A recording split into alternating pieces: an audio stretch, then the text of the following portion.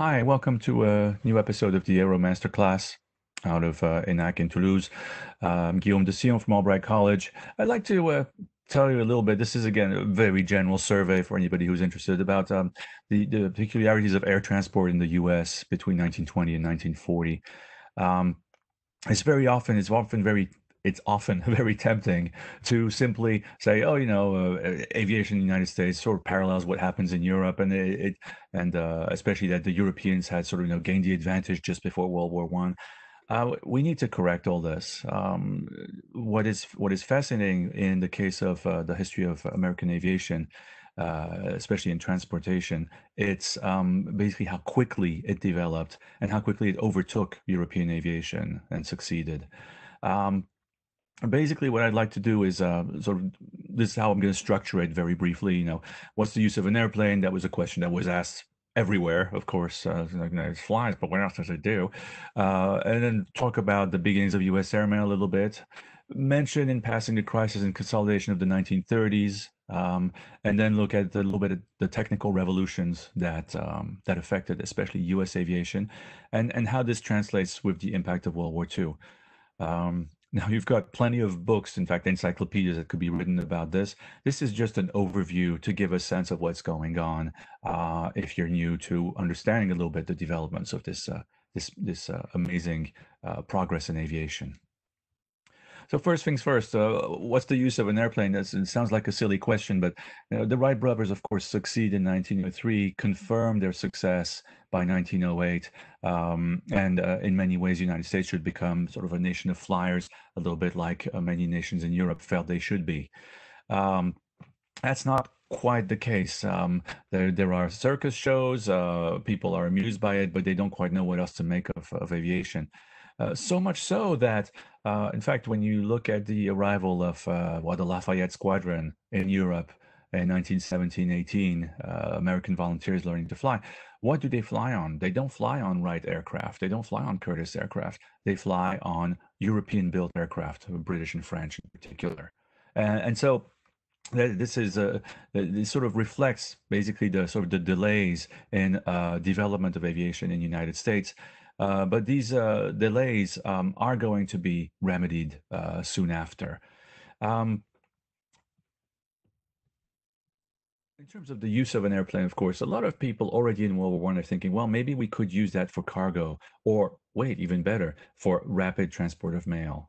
And so the birth of airmail, of course, finds its roots in World War One. A lot of countries, as early as 1915, 16, wonder, well, could we at least have some courier aircraft circulate that would help with, avoiding, cut communication and so on and so forth. Well, that is translates by the end of the war into a few tests of international mail or local mail. Local mail is already carried in 1918 experimentally in the United States. And then in 1919, you have the first case of international airmail delivery between Washington State and Vancouver, Canada. Um, I like this picture because, of course, the fellow on the left, we know his name, but we don't really know him because Bill Boeing, who founds the company that bears his name, eventually sells his shares and is no longer involved later on in developments of aircraft for his company. Um, but this is the interesting thrust, is that airplanes, civil aircraft, are not going to be used initially to carry people, other than for enjoyment, like pleasure rides. They're going to be used to carry mail. Well, what do all these pilots do who come back from the war? Can they join an airline? Well, there are a couple of airlines to be joined. There's Chalk's Airlines in Florida, a few others here and there. Small companies. Many of them, in fact, don't last very long or are quickly absorbed into bigger conglomerates. Um, a lot of pilots end up doing what is called barnstorming. Literally, you buy a surplus airplane, arrange to have an associate maybe, attach himself to the wings and sort of wave at everybody. You've got a couple of crazy stunts like, playing tennis on top of the wings while, of course, you're attached. All kinds of, gimmicks that entertain the crowd, especially in the countryside, hence the term barnstorming. Aerobatics, make a little bit of money that way and basically try and survive. That's not the way you develop a proper aviation industry, though. Okay. And so this is why we have to concentrate briefly on the notion of the airmail contracts. The airmail contracts are very quickly recognized and ordered. Just play on geography. What do we have here? A geographer would define, of course, the famous, set of cities here. Sometimes it used to be called the megalopolis. In fact, a whole series of big cities, Boston, New York, Philly, DC, all of them together, okay, with very good train links, by the way, except in heavy snow. And then, of course, sort of an axis that would serve a few cities elsewhere. Okay. Notice how the South is sort of, kind of forgotten with the exception of Atlanta. Very, almost nothing, practically nothing, in fact, in Florida. And then sort of, a little acknowledgement of a few other cities in the South. And then the idea is to head straight to the West Coast. This is the impulse. How can you get the two great business centers, with, of course, the exception of Chicago, to actually communicate faster than a train ride? A train ride at the time takes on average 3 days if you're trying to be fast, but in fact more like 5 to 6 days. It's pretty common. So could you have something that would go much faster? But that would be where you'd be able to bring mail that is longer than a telegram. Okay. So this is essentially the impulse that affects the uh, the the sponsorship of airmail contracts by the federal government. And first tests are carried out with an American version of the Junkers F-13, a German-built all-metal aircraft. That's the great pioneering effect of some late World War I experiments. And basically these postal contracts, who is going to get them? We've got a lot of local smaller airlines that are totally happy to take on these airmail contracts. The principle behind them is very simple. You get paid a certain number of cents per mile flown. Okay. The problem is what happens if you don't, fly the route, or if there's too much snow. Well, you're supposed to still fly it. But the corollary is also there. Simplified, you fly the route no matter what. So you've got two letters that are going from, say, Kansas City to Abilene. Okay, fine. But if you've got two bags, yes, okay. But two letters, you still fly it. You still make money. You still recoup some of your investment, at least cover your gasoline, paying the pilot, et cetera, et cetera. And so this becomes a very sort of, strong subsidy that helps airlines develop. Parallels exist in Europe time and again. These kinds of scandalous, quasi-scandalous sponsorships of air transport at a separate certain amount of money per mile happened with Lufthansa, happened with the French government, leading to the Air France conglomerate, et cetera, et cetera. It's not uncommon to see this in the 1920s as governments begin to realize the importance of aviation, of commercial aircraft, but without necessarily knowing how to deal with it. In addition to these difficulties in terms of the business side of things, you have incredible technical difficulties. This is a typical map that would have been used by pilots to navigate between St. Louis, Missouri, and Chicago, Illinois. And in the Midwest in the 1930s, of course, this is a very important link. It's one that, for example, young Charles Lindbergh, before he became famous, would have flown. Okay. The problem is, try to read this map, okay? Remember, we don't have Google Maps yet. And try to understand where you are from above. If you're in a car, at least you can stop, ask for directions, or you can look at road signs, the works. Not so much here, okay? You're often, if there's clouds, or if the weather is not so great, or if you don't recognize, a particular area. And could you do like a lot of European pilots did, follow the railroad lines? Well, there's not railroad lines everywhere.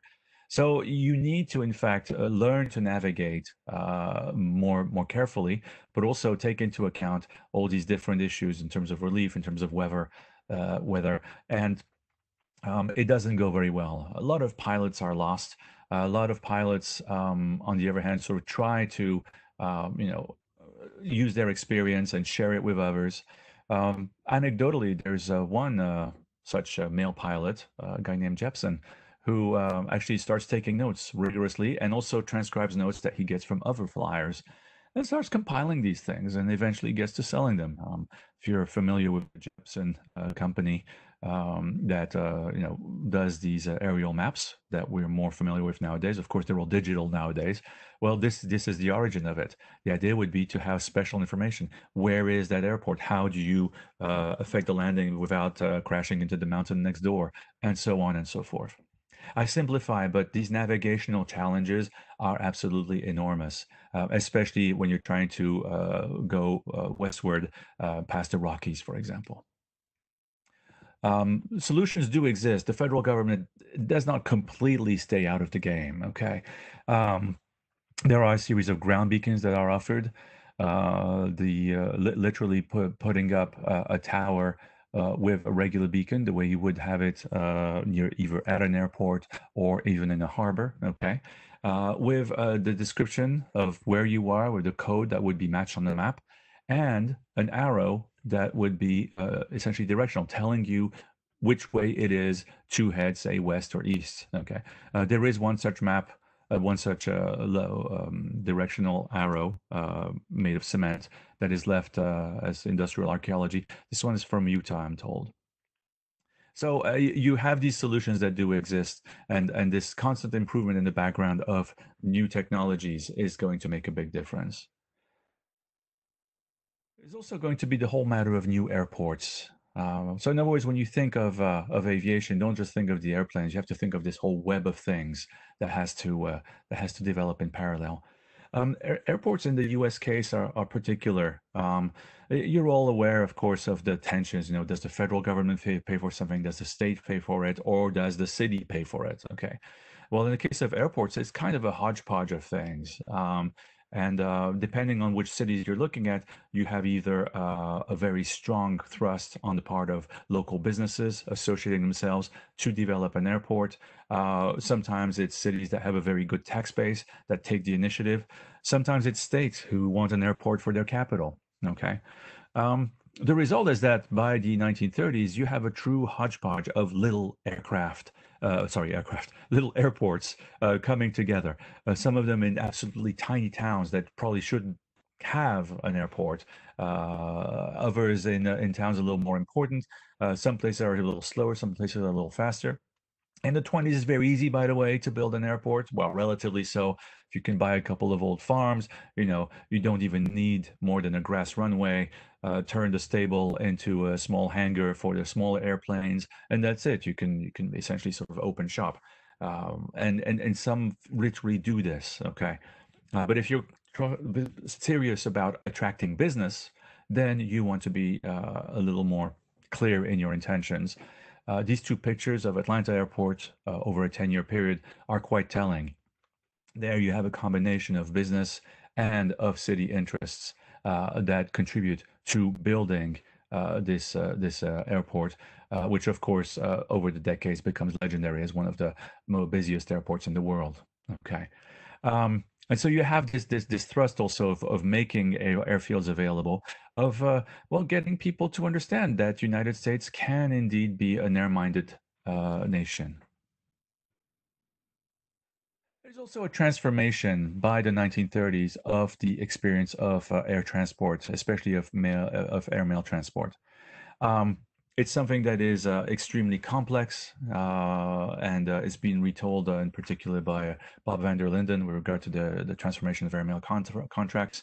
By the way, if you're interested in airports, Professor Bednarik has done quite a few studies of early airports. This transformation of U.S. airmail is quite telling. As I mentioned earlier, you've got these subsidies, so no matter where you fly and how much you fly, you still get 7 cents a mile per, pound of mail or something like that. And of course, this leads to considerable abuse of the system. And so much so that President Roosevelt, shortly after the beginning of his administration in 1933, actually cancels some of the mail contracts. Okay. And basically says, well, it's not President Roosevelt, but people on his behalf, that basically the Army is going to start flying these contracts in 1934. This is a complete disaster. Okay, the military pilots, of course, are well trained. Okay, but they have no experience flying the Rockies or flying in such sort of a routine fashion. And in fact, many planes crash, a lot of incidents, a lot of mail not carried. Basically, very quickly, the Roosevelt administration must reverse course on its cancellation of the mail contracts. However, the reinstitution of this contract system is modified. And for example, some aircraft manufacturers had their own airline. Boeing was one such company. And Boeing essentially was told that it could no longer have its own airline. Essentially, the Boeing assets that were used for the carriage of mail were transferred to a formal separate airline, which is in fact one of the ancestors of what we call United Airlines today. So that's one of the transformations of the airmail experience, okay? And the airmail experience also comes with the idea that you can carry not just mail, but also passengers. This Boeing Model 80 is, for example, quite telling. Of course, it's going to ensure the mail route, but it's also going to carry passengers who are willing to pay a pretty price to go wherever that plane is going.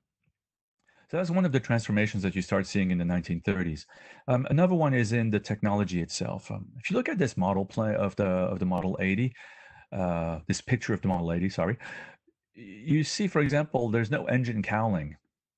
And now you might say instinctively, wouldn't it be better to sort of protect the engine, or this is probably pretty not very aerodynamic? Yes, you got that right. It's definitely not aerodynamic. But how do you calculate all this?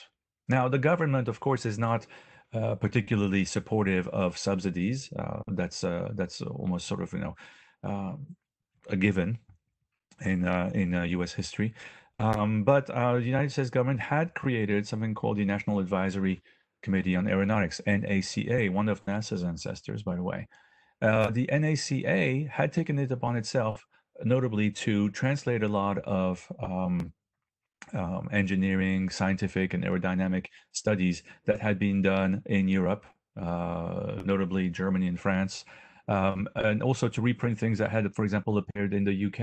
In other words, the idea was to actually make all this knowledge available to American engineers and designers. In addition, the NACA took it upon itself to start testing aircraft and suggesting improvements to aircraft manufacturers. And the interesting thing with the NACA is that it did not charge for its services. So when it had done certain studies, it would in fact make them available. It's not a form of direct subsidy, but it's certainly a nice way to boost the industry as it is trying to figure out what to do with itself.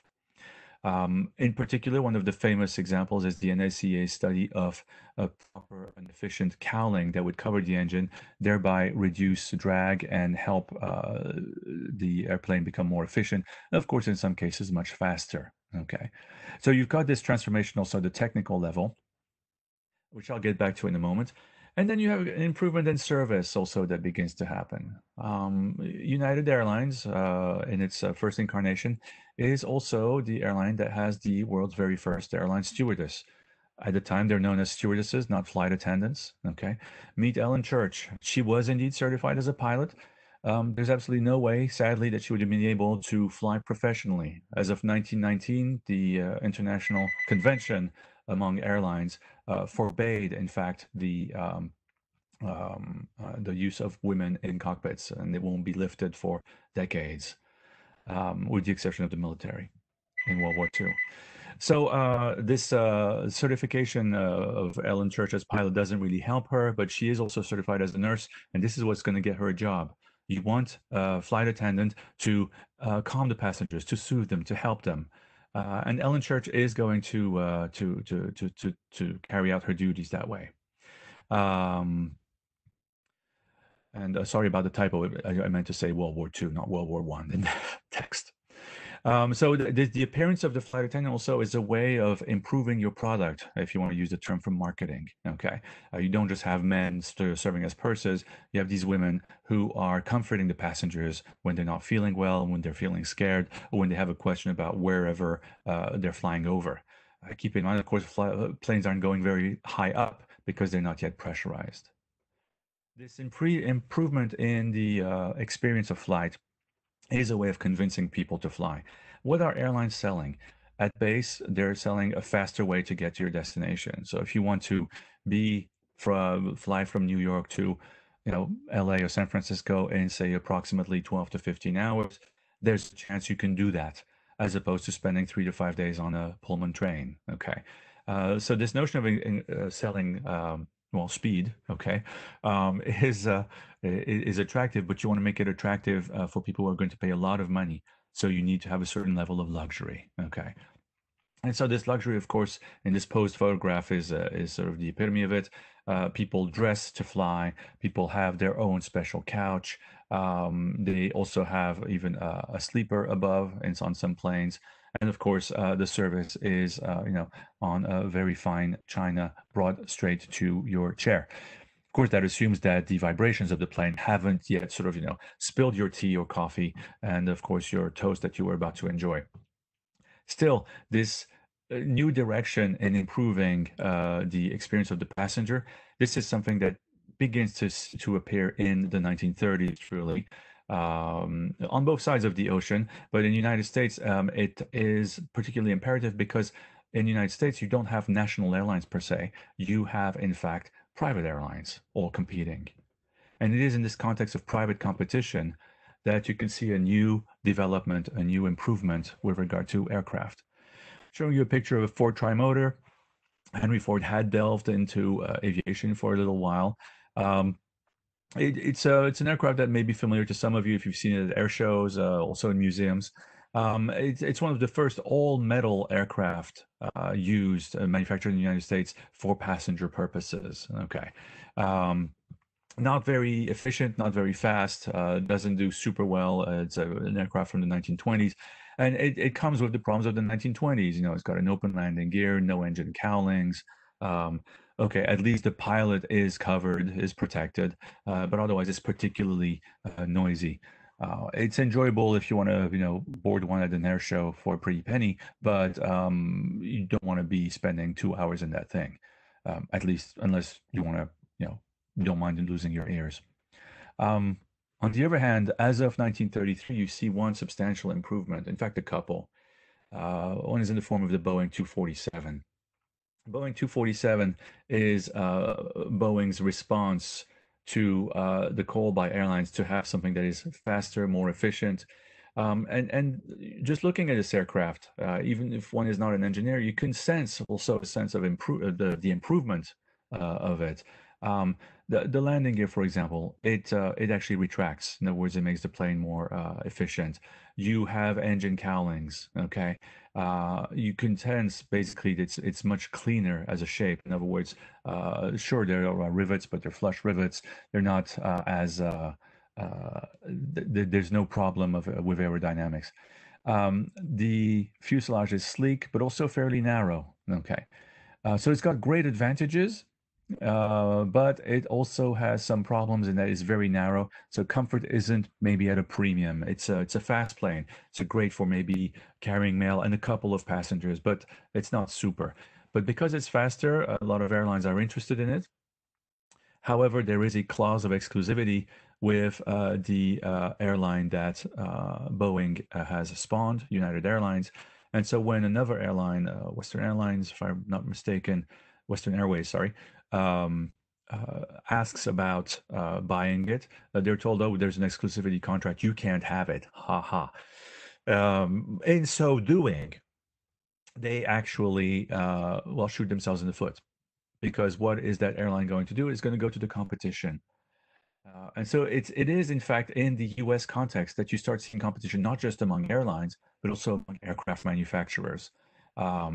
It did exist, of course, in Europe, but not to the same degree, where in Europe, the governments of various countries was usually the one that would apportion out certain contracts, sponsor certain aircraft manufacturers, et cetera, et cetera. Here, it is airlines that are doing it. So if this other airline cannot get that Boeing, then it's going to go to the competition, Douglas. Of course, Douglas nowadays is part of Boeing, long story, but at the time, no, it's one of its strongest competitors. And in fact, Douglas is going to win this one, quite frankly. The prototype DC-1 quickly spawns the DC-2, which you see here on your left. It bears some remarkable similarities in many ways to the Boeing 247. In some ways, it's much less sleek, okay? But it shows potential for growth, in particular in terms of the cabin. In the Boeing, the sort of the wing went sort of straight through. It was kind of difficult, basically, to have space to put the passengers right above the wing. Here, the wing is much lower. Okay, Douglas took that into account. It's a smaller aircraft, 12 to 15 people, maybe 20 on a good day, just for a pleasure road ride. Um, Airlines want more. And there's a famous telegram that is sent to Donald Douglas saying, I'll buy the next version, sent by one of the airline leaders. And this leads to the famous DC-3, which you see here. The DC-3 is, in its time, the most popular, most sold, most successful piston propeller aircraft ever. And rightfully so. Of course, you could say, well, the majority of these things were, of course, used in World War II, because by the time the DC-3 is fielded, we're only about, a decade, less than a decade away, 5 years from World War II. Still, the DC-3 is interesting because it's wide enough to, for example, put some sleeper arrangements in it for passengers flying across the continent. It is also less noisy to a degree. It's incredibly sturdy, and because so many are used in the military version, either as C-47s for the Army or R-4s for the Navy.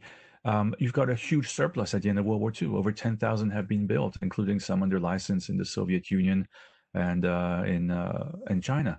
Um, the peculiarity of this situation is that airlines after World War II, notably in Europe, but also in Asia, who are looking for a quick way to restart, they could go to the local industry. In the case of Europe, they could maybe try and find some, German aircraft, although there are not that many left. But on the other hand, you've got, for a song, the availability of so many DC-3s and others. And so basically, this becomes the backbone of the rebirth of the European airline industry, as well as, in fact, the world airline industry, because you find this flying under the flag of so many airlines the world over. Right there, you have essentially sort of the success story of American industry. In that sense, we can disagree or agree on the values of a capitalist system, but this is one case where competition between airlines amongst themselves and aircraft manufacturers amongst themselves actually led to remarkable improvement. There are, of course, some shortcomings. You could say, well, which other aircraft manufacturers had even good ideas or better ideas that did not make it? That is absolutely correct. Okay. Let's focus for a moment on another development. The big prize to be earned is, of course, flying regularly across the Atlantic. Lindbergh flies it in 27 alone. You've got about 90 before him. You've got dozens after him. Many disappear. You can't fly the North Atlantic safely. Okay, it's too dangerous. South Atlantic, you can get the mail across as of the 1930s regularly. Okay. And so one option is to either go by airship, which of course no starts in 1936 and ends in 1937 with the fiery crash of the Hindenburg. On the other hand, there's another idea is to actually use flying boats. If your engines quit, at least you still can float at least for a few hours, maybe a couple days, who knows. So that would be a nice way to sort of be secure, but also secure the passengers, okay, and convincing them to fly across the Atlantic. Multiple models are, of course, conceived of. The French come up with six-engine models. The British have their own models also planned, as do the Germans. All of that, even though you have a couple of prototypes that are tested, is interrupted by World War II. Okay. In the case of United States, Boeing innovates with a four-engined flying boat. Okay. Already that's more efficient than having six.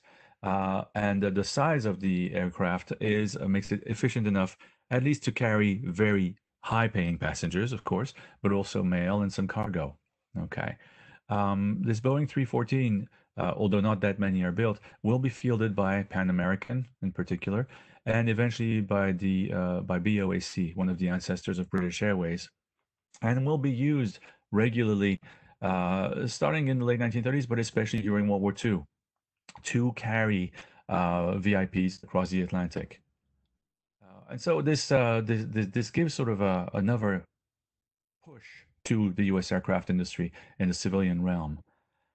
Just to give you a sense of the impact of the war, a couple of pictures sort of summarize it. It's considerably simplified. I recognize that, but just to give you a sense. On your left, you've got a new version, a new aircraft that Douglas is designing as of 1940, 1939, 1940. Initially, it's called the Douglas DC-4, but in its military version, it's the C-54. It's immediately assigned a military number.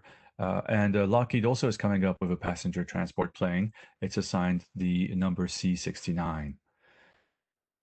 These will become the new standards after World War II for long distance flight, at least early on. One will become the DC-4, as I mentioned. The other one will become initially the Lockheed 649 or 749 rather Constellation, eventually increased in size all the way to becoming the Lockheed 1649, one of the last successful, if not the last successful piston engine before the arrival of jets in the late 50s, early 60s.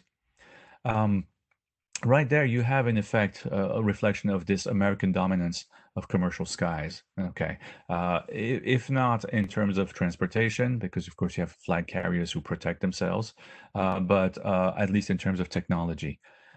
This is why, in fact, the United States comes to dominate the air transport world after World War II. New standards of safety, but also of measurement, of navigation. All this experience gained late in the 1930s, but especially during World War II, is what will allow, in fact, a new direction in the construction of air transportation.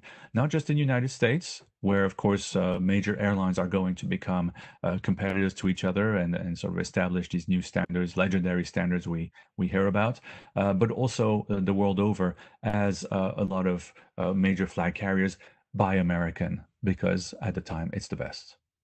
Thank you very much for listening. Take care. La vidéo est à présent terminée. N'oubliez pas de la liker, de vous abonner et de la partager sur les réseaux sociaux. Au revoir.